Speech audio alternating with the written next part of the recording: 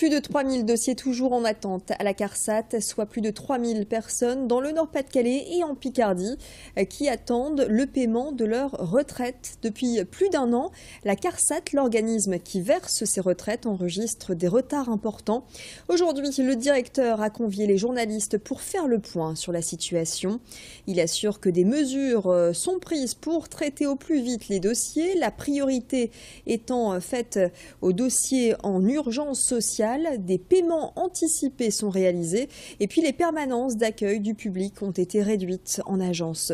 Plus de 7000 dossiers en novembre et 3000 aujourd'hui. Le traitement des dossiers avance. Le directeur de la CARSAT Nord-Pas-de-Calais-Picardie prévoit un retour à la normale pour fin mars. Nous avons plusieurs mesures qui sont mises en place. D'une part, on a un dispositif national d'entraide qui fait que 6 autres caisses en France vont apporter leur contribution pour aider la CARSAT. Donc ça, c'est un premier dispositif. Et puis, nous avons un dispositif également qui va consister à alléger et différer des procédures de contrôle de façon à pouvoir mettre en paiement les dossiers très rapidement et organiser un contrôle différé. Donc ces mesures devraient quand même nous permettre, là aussi, de satisfaire d'abord nos assurés, d'éviter qu'ils soient en situation de rupture de ressources et donc par conséquent de résorber ces stocks. Les courbes du chômage ont été dévoilées pour l'année 2014. Au niveau national, elles font état d'un taux de 9,9%, soit une hausse de 5,7% en un an. Dans le Nord-Pas-de-Calais, les chiffres ne sont pas plus satisfaisants avec un taux 3 points supérieur à la moyenne nationale, soit 12,9%. Parmi les villes les plus touchées, Lens et Calais avec un taux de chômage à 16%. Pour le département du Nord, le Valenciennois et la région de Maubeuge sont les deux secteurs les plus touchés. Voilà pour ces chiffres de l'INSEE, l'Institut national de la statistique et des études économiques. Avoir au moins 16 ans, être en bonne forme physique et se montrer motivé, ce sont les conditions requises pour devenir pompiers volontaires. Les pompiers volontaires représentent 2/3 des effectifs dans le département du Nord. Ils sont un peu plus de 4000 pour épauler les professionnels. Jusqu'à 300 pompiers volontaires sont recrutés chaque année et bénéficient d'une formation sur 3 ans pour apprendre les bases d'une intervention. Seule condition, se rendre disponible. Écoutez ces explications recueillies par Céline Huret. Alors pour un pompier volontaire, l'essence même du volontariat chez sapeur-pompier, c'est justement la disponibilité. Ce sont des gens qui ont un métier, une activité principale, puis en plus, en complément de cela, on a une activité de pompier volontaire qui font sur leur temps de repos, leur temps libre, leur temps de loisir. Et donc c'est important pour nous qu'ils puissent être disponibles parce qu'ils sont chez eux avec un système de bip qui peut sonner à tout moment. Ils doivent pouvoir être dans les 5 minutes, se rendre au centre de secours, joignable à tout moment, et venir prendre un départ immédiat ou renforcer la garde d'un centre de secours. Il s'inspire de la publicité, des séries télé, du cinéma ou encore de la BD. Découvrons un artiste originaire de Sète mais qui expose à Lille. Maxime Lermé laisse parler son imagination sur des supports originaux, capots de voiture, planches de surf ou encore crânes en résine. Des objets détournés de leur fonction principale pour au final créer un rendu artistique coloré et personnel. L'artiste sculpte ses œuvres avec un chalumeau et utilise des lacs pour les peindre. À 41 ans, Maxime Lermé voue un culte aux super-héros et expose en ce moment à l'Art to Be Gallery, rue Saint-André dans le Vieux-Lille. Be Diversion, c'est le nom de son expo qui rassemble pas moins de 18 œuvres. Fanny Bourdillon l'a rencontrée. L'exposition de Diversion, c'est un travail sur divers matériaux, des objets qui sont détournés de leur fonction principale, comme les capots de voiture, comme les surfs, pour leur donner une partie artistique. Voilà. J'ai été beaucoup au début frappé par l'art abstrait. Après le pop art m'a donné d'autres visions de l'art. On retrouve un univers de comics américains, de BD, de cinéma aussi, de sport automobile, des pilotes de chasse. Voilà un peu tout cet univers qui a baigné ma jeunesse. Et retrouvez les œuvres de Maxime Lermé à l'Art to Be Gallery jusqu'au 1er mars. On poursuit notre semaine spéciale consacrée à Marcq-en-Barœul. Marcq-en-Barœul, ville de la friandise, grâce à l'implantation de l'usine Carambar. Une usine qui était autrefois une chocolaterie avant d'être une confiserie. Le Carambar, c'est une recette mélangeant chocolat et caramel. Une barre de 8 cm emballée en papillote. Et ce qui fait l'originalité de l'emballage, c'est sa fameuse blague imprimée sur le papier. Chaque année, 8 à 9 000 tonnes de Carambar sont fabriqués ici à Marcq-en-Barœul, un produit 100% nordiste.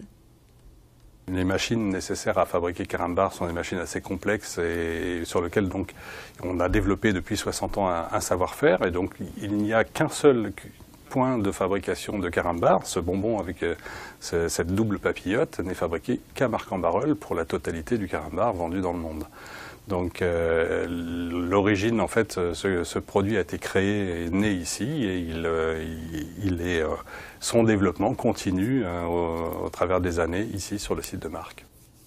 Et c'est la fin de ce flash, merci de l'avoir suivi. Excellent moment à vous sur Grand Lille TV.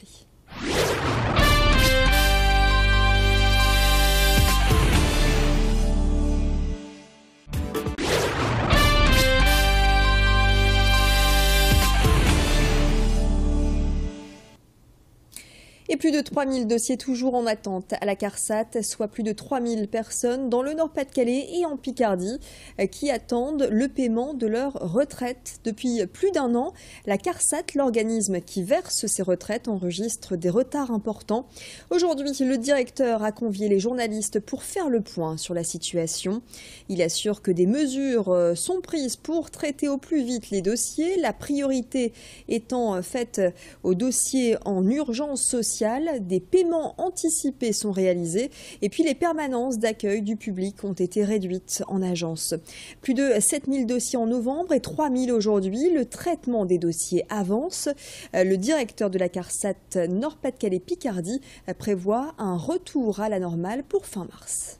Nous avons plusieurs mesures qui sont mises en place. D'une part, on a un dispositif national d'entraide qui fait que 6 autres caisses en France vont apporter leur contribution pour aider la CARSAT. Donc ça, c'est un premier dispositif. Et puis nous avons un dispositif également qui va consister à alléger et différer des procédures de contrôle de façon à pouvoir mettre en paiement les dossiers très rapidement et organiser un contrôle différé. Donc ces mesures devraient quand même nous permettre là aussi de satisfaire d'abord nos assurés, d'éviter qu'ils soient en situation de rupture de ressources et donc par conséquent de résorber ces stocks. Les courbes du chômage ont été dévoilées pour l'année 2014. Au niveau national, elles font état d'un taux de 9,9%, soit une hausse de 5,7% en un an. Dans le Nord-Pas-de-Calais, les chiffres ne sont pas plus satisfaisants, avec un taux 3 points supérieur à la moyenne nationale, soit 12,9%.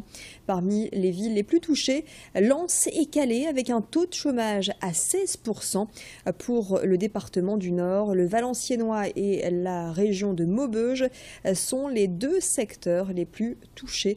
Voilà pour ces chiffres de l'INSEE, l'Institut national de la statistique et des études économiques. Avoir au moins 16 ans, être en bonne forme physique et se montrer motivé, ce sont les conditions requises pour devenir pompiers volontaires. Les pompiers volontaires représentent 2/3 des effectifs dans le département du Nord. Ils sont un peu plus de 4000 pour épauler les professionnels. Jusqu'à 300 pompiers volontaires sont recrutés chaque année et bénéficient d'une formation sur 3 ans pour apprendre les bases d'une intervention. Seule condition, se rendre disponible. Écoutez ces explications recueillies par Céline Huret. Alors pour un pompier volontaire, l'essence même du volontariat chez sapeur-pompier, c'est justement la disponibilité. Ce sont des gens qui ont un métier, une activité principale, puis en plus, en complément de cela, on a une activité de pompier volontaire qui font sur leur temps de repos, leur temps libre, leur temps de loisir. Et donc c'est important pour nous qu'ils puissent être disponibles parce qu'ils sont chez eux avec un système de bip qui peut sonner à tout moment.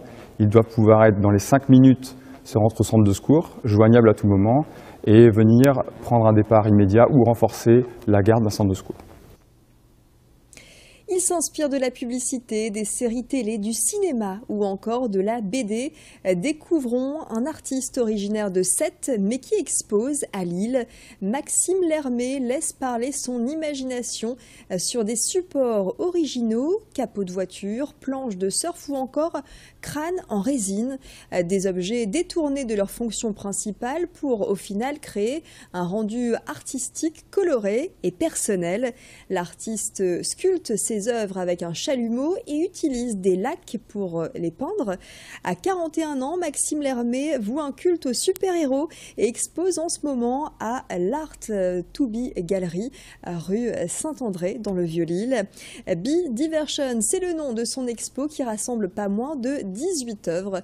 Fanny Bourdillon l'a rencontrée.